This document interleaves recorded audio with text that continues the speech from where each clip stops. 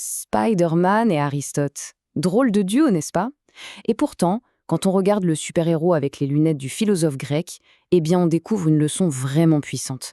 Une leçon sur la vertu et sur ce que veut vraiment dire, au fond, la responsabilité.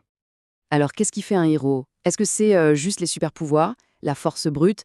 L'histoire de Spider-Man, elle, nous montre que la réponse, eh bien, elle est beaucoup, beaucoup plus complexe. En fait, elle remet en question à peu près tout ce qu'on pensait savoir sur le sujet. On va commencer avec une idée assez radicale. Les pouvoirs de Peter Parker, ce n'est pas ça qui fait de lui un héros. Alors si c'est pas ça, c'est quoi? Pour vraiment saisir l'idée, il faut faire un petit voyage dans le temps, un grand voyage même. Direction la Grèce antique. Le voilà, le vrai cœur de son héroïsme. Ce n'est pas sa force, non, ni ses toiles. C'est son choix. Le choix qu'il fait d'accepter un poids, un fardeau, que lui et lui seul peut porter. Et cette idée, elle est incroyablement profonde. C'est une vérité éthique qui a été formulée, oui, par Aristote, il y a plus de 2000 ans. Maintenant, pour aller plus loin, il va falloir qu'on s'arrête sur un mot qu'on croit tous connaître, la vertu. Mais il faut oublier tout de suite l'idée que ce serait juste être gentil, être bon. La définition d'Aristote, elle, est bien plus radicale, plus exigeante aussi, et, on va le voir, elle est follement moderne. Et là, la différence est énorme, vraiment fondamentale. D'un côté, on a cette idée un peu passive, être une bonne personne. Et de l'autre, on a la vision d'Aristote. Pour lui, la vertu, c'est une action, c'est concret. C'est le fait d'agir comme il faut, face à une situation qui nous appartient, un défi qui est le nôtre. Voilà donc la définition d'Aristote, et il y a deux mots-clés là-dedans qui sont absolument essentiels. Habitude et choisir. Parce que la vertu, ce n'est pas un coup de génie, un acte héroïque sorti de nulle part. Non. C'est plutôt comme un muscle, le muscle du caractère, qu'on forge par la répétition, encore et encore, de choix justes face à ce qui nous tombe dessus. Mais alors, ces fardeaux, de quoi on parle juste? Ce n'est pas du tout abstrait. En fait, c'est la réalité de n'importe quelle vie. Le poids de ses émotions, de son passé, de ses blessures, de ses relations, et même, chose intéressante, de ses propres talents. Tout ça, eh bien, ça forme un poids qu'il faut apprendre à porter. Et cette idée, elle est vraiment au centre de toute la pensée d'Aristote. Si on fuit ces poids, ils finissent par nous briser. Mais si on les accepte, si on leur fait face, alors on leur permet de nous sculpter, littéralement, de nous transformer en une version plus forte de qui on est. Ok, maintenant qu'on a posé les bases, revenons à notre sujet. On va appliquer ce cadre philosophique directement à Peter Parker. On va l'analyser, un peu comme une étude de cas, l'étude de cas de la vertu selon Aristote, en regardant les 4 grands fardeaux qui pèsent sur lui. Alors voilà, sa vertu, on peut la décomposer en 4 grandes dimensions, 4 types de responsabilités. Et c'est là que toute la théorie va vraiment prendre vie. Premier point, la responsabilité affective, le poids de l'amour. Pour Aristote, et c'est super important, aimer, ce n'est pas juste un sentiment passif, c'est une action.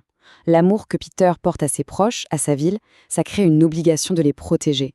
C'est un fardeau qu'il choisit d'accepter, même si ça lui coûte son propre bonheur. Deuxième point, la responsabilité émotionnelle. Pensez-y. La culpabilité, la peur, la colère. Peter est plein de tout ça. Mais il ne les refoule pas, il ne fait pas semblant. Au contraire, il leur fait face, il les intègre, et il s'en sert comme d'un carburant pour agir. Et ça, c'est exactement ce qu'Aristote appelait maîtriser ses passions. Pas les nier, non, mais les utiliser à bon escient. Troisième dimension, et elle est vraiment cruciale. On oublie souvent que, bien avant la morsure de l'araignée, Peter Parker avait déjà des dons. C'était un petit génie scientifique. Et pour un penseur comme Aristote, un talent comme ça, ce n'est pas un luxe, c'est une responsabilité. Ça crée une obligation de le développer, de l'utiliser. D'ailleurs, le fait qu'il invente lui-même ses lance-toiles, c'est la preuve parfaite de ça. Et enfin, bien sûr, la 4e dimension, la responsabilité morale. C'est la plus célèbre, celle qui est au cœur de son identité. Ces pouvoirs extraordinaires ne sont pas un privilège, c'est une obligation morale, une obligation éthique. Le fait d'accepter ce poids, ce devoir qui découle de ses capacités uniques, c'est ça, au fond, qui définit Spider-Man. Et tout ça, évidemment, nous amène à cette fameuse phrase, la phrase que tout le monde connaît. Mais ce qu'il faut comprendre, c'est que ce n'est pas juste un bon mot, un slogan de comics. C'est l'expression la plus pure, la plus directe de la vertu selon Aristote.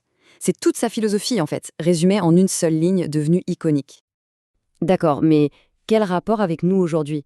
C'est là que ça devient fascinant. Cette philosophie vieille de plusieurs siècles, illustrée par un personnage en costume, eh bien, elle nous donne une clé de lecture hyper puissante pour comprendre une partie du malaise que beaucoup de gens ressentent dans le monde moderne.